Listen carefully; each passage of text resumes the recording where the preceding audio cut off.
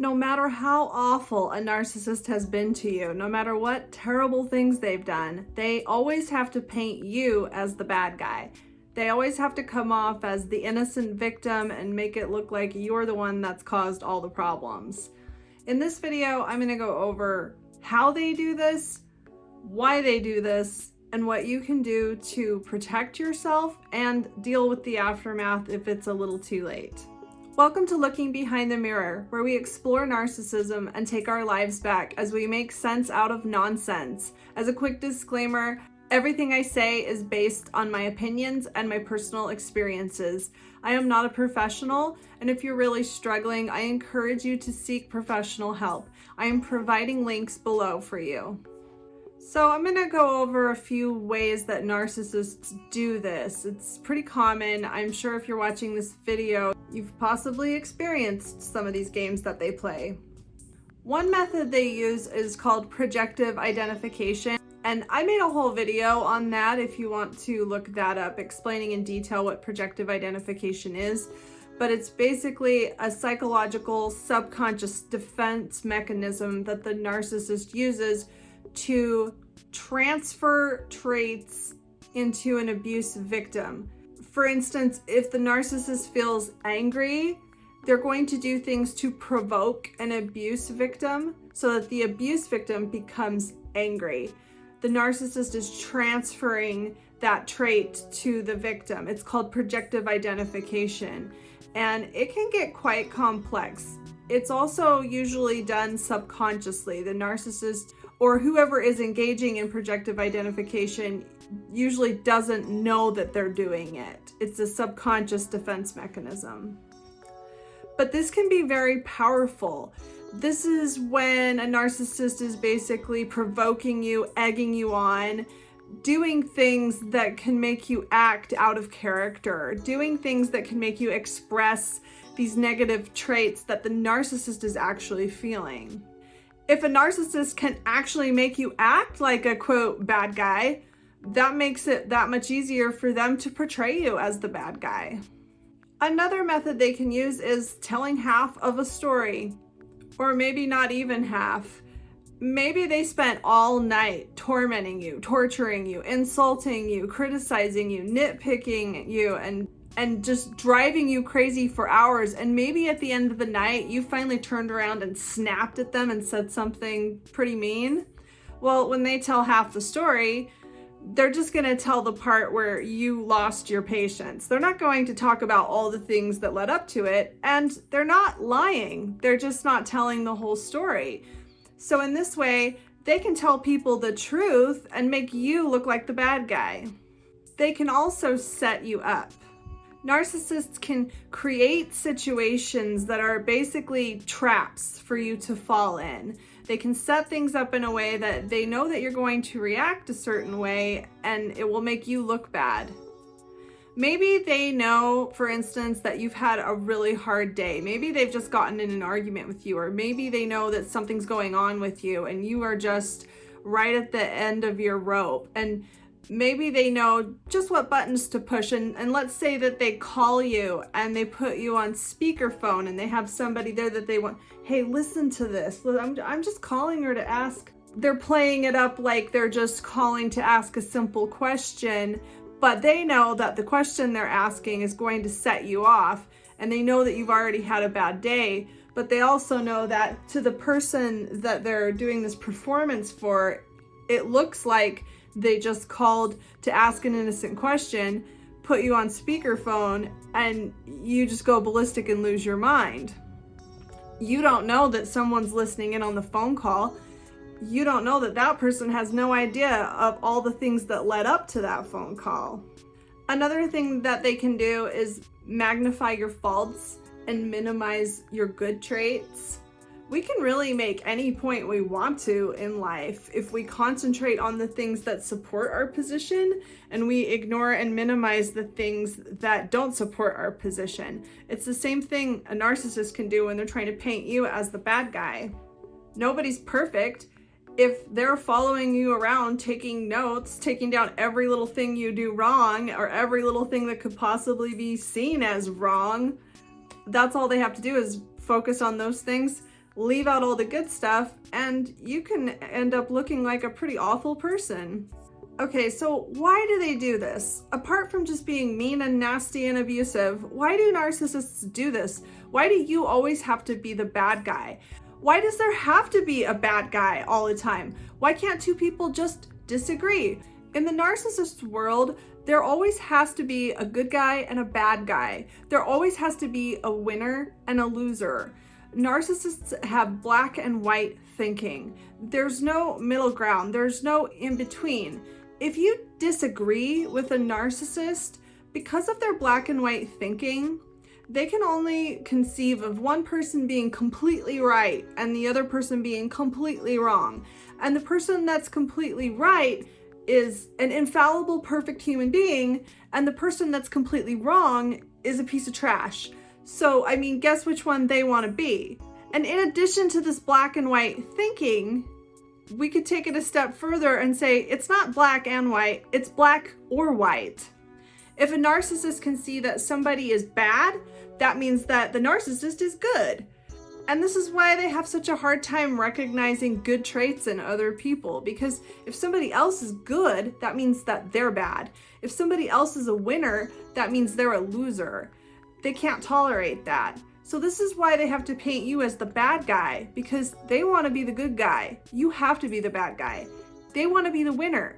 You have to be a loser. Another reason that they do this is because they actually believe it. They believe a lot of their own lies. They have to. They're spending all of their time trying to convince themselves of these delusions. Who wants to go around thinking of themselves as an abusive, immature, cruel jerk with serious emotional problems? I can tell you that ironically, the narcissist, the one that actually is that way, is the last person that wants to think of themselves that way.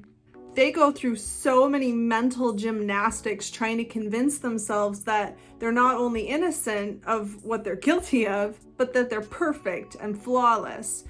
And because that means that you have to be the bad guy and you have to be the one that's doing everything wrong, they actually kind of convince themselves of it. Part of them really believes that you really are the bad guy. Part of them really believes that they really are an innocent victim and that everybody's always picking on them and everybody's always unfair and that nobody ever listens and nobody cares. They really do think that they're an innocent victim in some ways. It makes them feel better about themselves to be able to find ways to justify the actions that they take to defend themselves against all these imaginary attacks to their ego. In addition to all that, if they can make you look like the bad guy, it takes the focus off of them. It takes the focus off of all the awful things that they're doing. Whatever awful things they've done to you, if they can just shift the focus onto whatever mistake you've made, now people are looking at you. They're not looking at them. Now they can kind of hide out and they don't have to be accountable for all the things they've done. If everyone is always hearing about how you're always spending too much money on fast food every day, well, nobody's really paying attention to the fact that the narcissist hasn't had a job in 2 years. So how can you protect yourself from this? This is one reason that it's so important to have strong boundaries. You should have space to get to know yourself and to understand what your own personal values are. And you should have boundaries in place that allow you to always stand by your own values. There shouldn't be people in your life that are able to pressure you into bending your own values for the sake of making somebody else happy. If you're in a relationship where you're feeling coerced to do certain things that make you uncomfortable or just don't feel right, you're being coerced into bending your own values. Your boundaries are being violated. You're not putting up that wall and saying, no, I'm not going to do that. I don't want to do that. And I make the decisions for my life. I decide what I will and will not do. I've seen narcissistic people convince someone to do certain things, actually manipulate them and coerce them into doing certain things. And then when that person finally caves and does those things, the narcissist steps back, points the finger and says, wow, look at what this person's doing. Oh my gosh, what are you doing? How can you be doing something like that? And when you try to say, you told me to do this, this is what you wanted, they've got some story, they've got some way to turn things around to say, no, I didn't. I know that's not what I meant. If you have strong boundaries in place, something like that's not going to happen to you, because when the narcissist tries to coerce you into doing something that really goes against your values, you're not going to be as likely to cave into that pressure because you have strong boundaries. You're going to be able to say, I'm not going to do that. Sorry, if you really, really want me to do that, tough. And you really have to be in an emotionally strong place to have strong boundaries like that. You have to be willing to lose the relationship. You can't be too afraid that this person's going to walk away. You have to be in a state where your values and your boundaries are more important to you than staying in a specific relationship. No relationship is worth violating your values and boundaries. In this same vein, as I was talking about projective identification earlier, it's important to have strong emotional boundaries up, where we're not in a state of mind where we're allowing people to provoke us, where we're allowing people to get us worked up, where we're allowing people to cause us to lose our patience, act out, have a tantrum. These moments where we lose control of our temper are really done out of a misunderstanding of the situation. When someone is provoking you on purpose, when someone's trying to make you angry, trying to make you act out, they will say and do things that are disguised as a misunderstanding. For instance, they will insult you, but the insult is not something they necessarily believe. The insult is just to provoke you.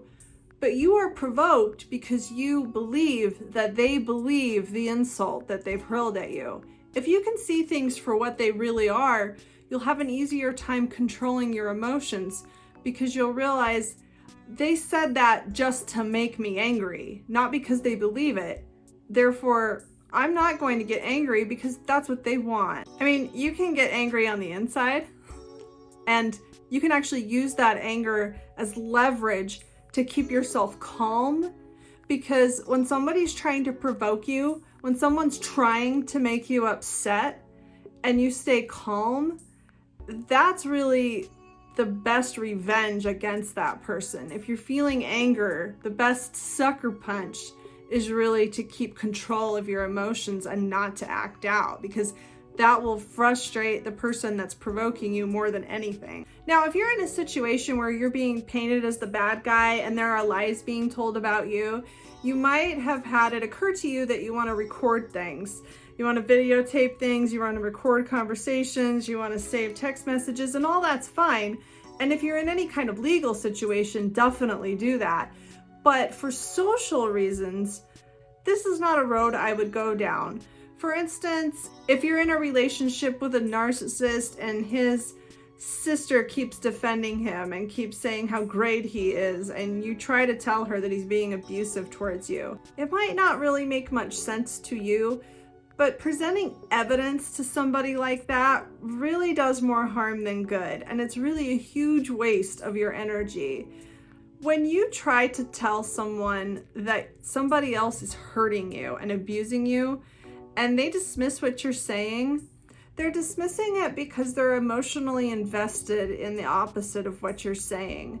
And there really is no amount of proof that's going to change that. It's not about objective truth. It's about what they're emotionally invested in.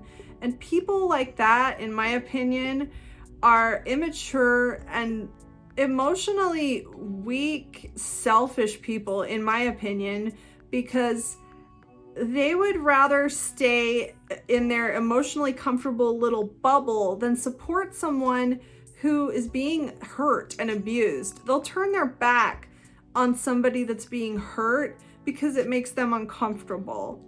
I think that's pretty despicable, personally. And somebody like that is really not worth your time. And somebody like that isn't interested in the truth. And the more that you try to prove your point, the more that you try to show these people evidence or explain yourself, the worse it makes you look, actually, because the more you try to prove your point, unfortunately, the guiltier you end up looking. It really is best to just let people believe what they want to believe. And people that are mature, people with empathy, people that have been through a few things and have learned a few things in life, they'll come around. I was in a situation where I lost probably 90% of my social network from a smear campaign. A few months into it, a lady that I was very casual friends with called me one day out of the blue. And she said, "I'm calling to apologize." And I said, "Oh, for what?" And she told me that somebody that was part of the smear campaign that I won't name had told her that I had done all these nasty things and that she should kick me out of this group in Facebook and basically block me on Facebook. And there were a lot of people that actually did block me because of what this one person was saying. But months later, this lady called me, and I actually hadn't noticed that she had kicked me out of this Facebook group, but she was calling to apologize to me. And she said something to the effect, this was years ago, but she said something to the effect of, "I don't know what happened. It's none of my business. And you've never wronged me. I don't have a right to assume that the things that are being said about you are true. And it wasn't right for me to block you and kick you out of that group. And I apologize."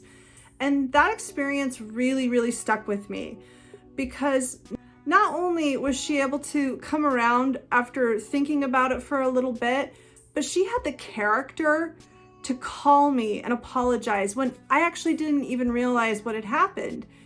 And that's somebody that I will respect for the rest of my life. And I just want you to know that there are people like that in this world, and those are the people whose opinions you should care about.